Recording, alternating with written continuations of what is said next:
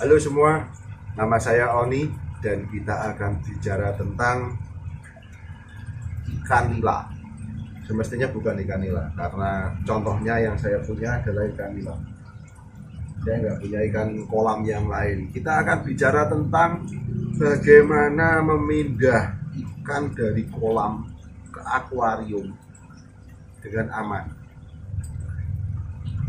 Dari kolam ke akuarium kita membutuhkan yang namanya karantina atau adaptasi. Jadi ikan ini diadaptasikan dari kolam ke akuarium. Kenapa harus adaptasi? Yang pertama, di kolam itu situasinya gelap, ya, karena lumpur dan juga tidak ada air. Kalau di akuarium kan terang, sudah ada lampunya. Sebelah sini bisa kemasukan cahaya karena kaca kan, bisa kemasukan cahaya, kena cahaya. Jadi situasi airnya ini terang benderang. Jadi dia butuh adaptasi. Yang pertama adaptasi tentang pencahayaan, yang kedua itu adaptasi tentang amonia. Di kolam sawah atau kolam empang yang kolam tanah ya, yang berhubungan langsung dengan bumi. Bakteri pengurainya itu berasal dari bawah dan itu jumlahnya tidak terbatas. Tidak seperti kondisi akuarium yang bakteri pengurainya hanya ada di sekotak ini. Itu pun kalau dikasih media hidup bakteri pengurai atau rumah bakteri ya cuma segitu itu. Dikasih sekilo ya kasih rumah bakteri sekilo ya bakterinya hanya terkumpul segitu. Tidak bisa seperti di alam. Makanya di alam itu karena banyak sekali bakteri pengurainya, sampah itu tidak sempat busuk, itu sudah terurai, maka amoniaknya juga rendah.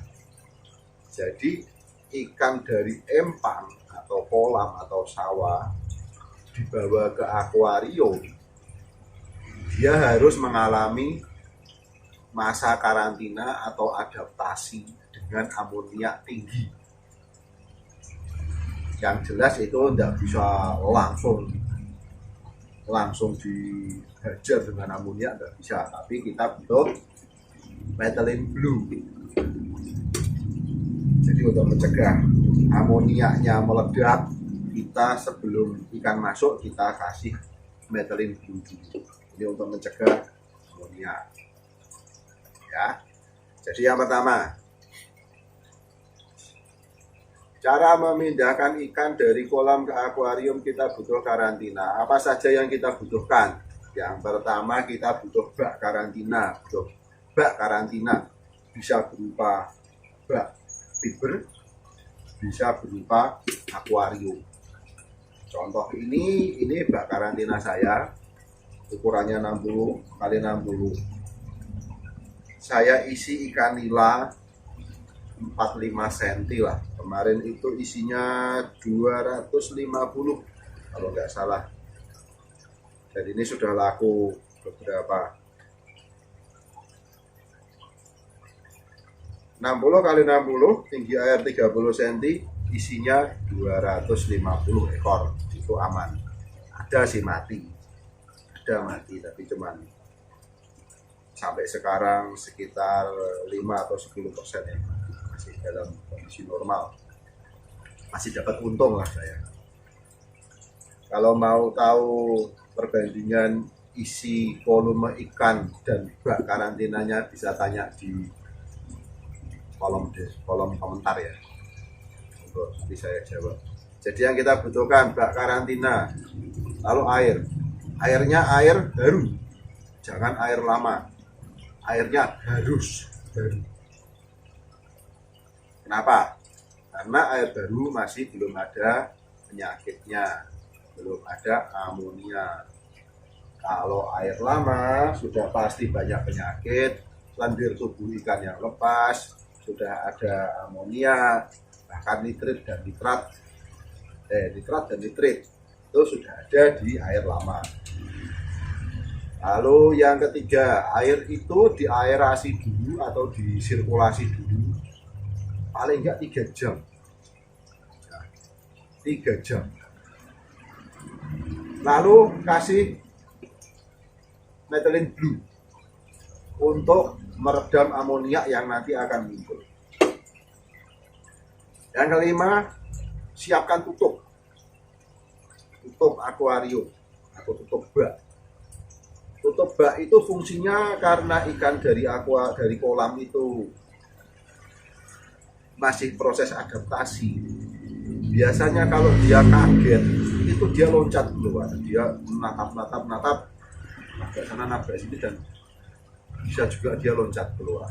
Jadi fungsi dari tutup adalah untuk mencegah ikan supaya tidak mencolok keluar. Fungsi dari tutup yang lain adalah untuk menstabilkan suhu di dalam baknya.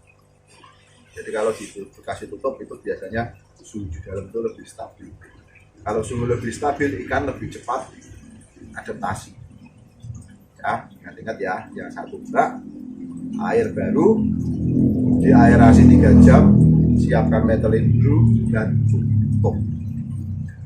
Oke, itu yang pertama.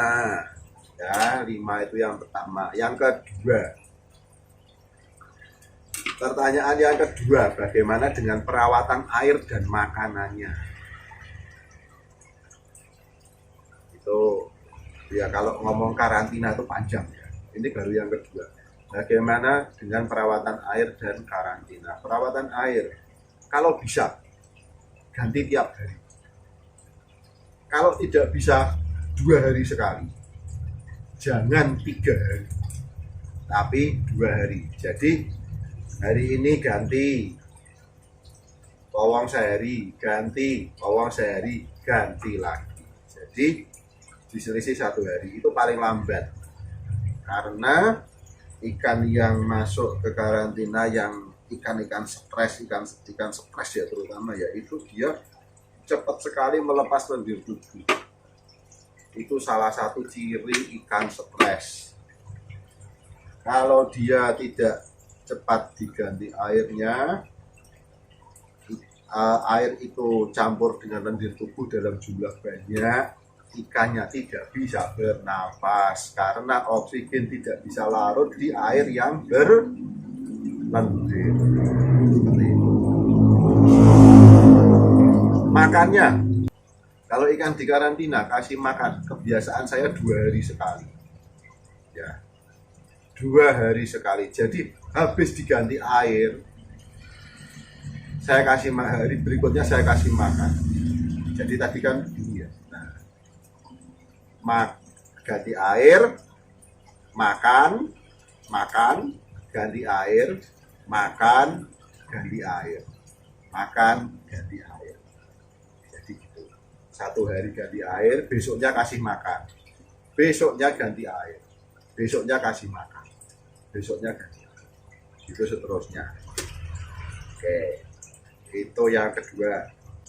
Yang pertama tadi tentang kebutuhan alat-alatnya dan cara-caranya. Yang kedua, pola ganti air dan makan. Yang ketiga, apa ciri ikan yang sudah lolos karantina? Ada yang tahu? Ada bisa ngomong ini kan sudah lolos karantina, ciri-cirinya apa? Ciri-cirinya kalau saya, ya karena ini tidak ada pelajaran di kuliah S1, S2, S3, nggak ada ya. Ciri-cirinya ikan itu sudah minta makan. Udah itu aja. Jadi kalau kita datang seperti mana yang kelihatan? Ini ya, ini ikan. Ini ikan ini ngelihat saya, dia datang ke arah saya dan minta makan. Ya dia ngomong, aku lapar gitu. Lalu dia, saya tahu dan dia kasih makan.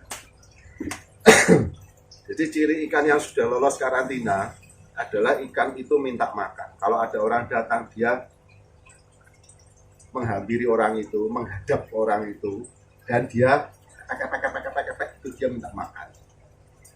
Itu ikan yang sudah lolos karantina. Lalu bagaimana yang belum lolos? Yang belum lolos ya tadi, ada orang datang, dia ketakutan, nabrak kaca, nabrak sana, nabrak sini, loncat ke atas.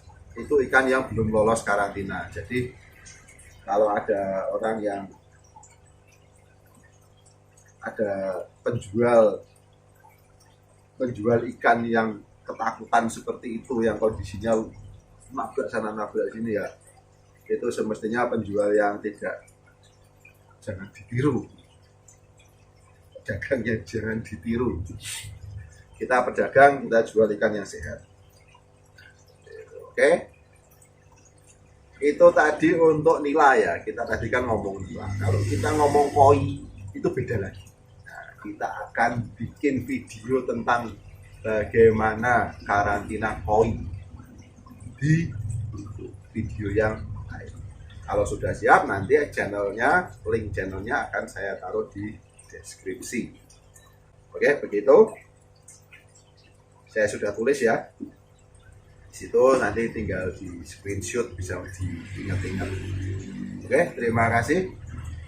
Saya Oni dan saya akan terus membuat video tentang ikan hias, akuarium, dan tete. Terima kasih.